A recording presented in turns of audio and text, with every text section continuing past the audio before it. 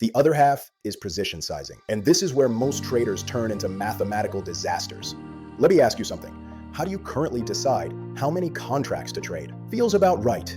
Whatever fits my risk. I saw it in a YouTube comment because there's actually a systematic way to do this. And it involves something called ATR, average true range. Don't worry, I'm not about to turn this into a statistics lecture.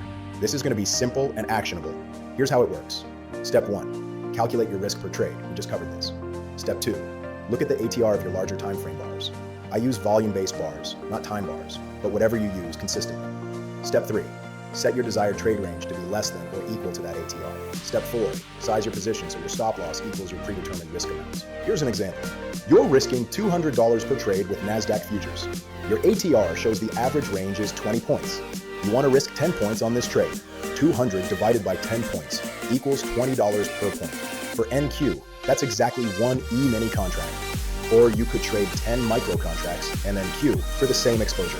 What if your per trade risk is only $100, but you want to keep the same 10-point stop? Trade 5 micros instead.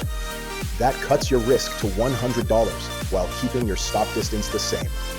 Simple math, no guessing, no this feels right nonsense. And here's where it gets interesting, and where most traders screw themselves. You need execution rules for your time frames. Because if you're sizing based on a 4-hour ATR and executing on 1-minute charts, you're going to have a bad time. The rule of thumb, the ATR of your execution time frame should be about 1/5 the ATR of your analysis time frame. For example, I might read a 1,000 contract volume bar chart with an ATR of 14 points and execute on a 100 with an ATR of 3 points. And here's the more important rule. Avoid setups where your large bars are more than 2 times your desired trade range, or where your small bars are more than half your desired range. Why? Because you don't want to trade a range that's multiples bigger than the points you're risking. It's too easy to get whipped out of good setups. You want to capture your profit in about 4 bars or less on your execution time frame, but that's more of a guideline than a hard rule. Now,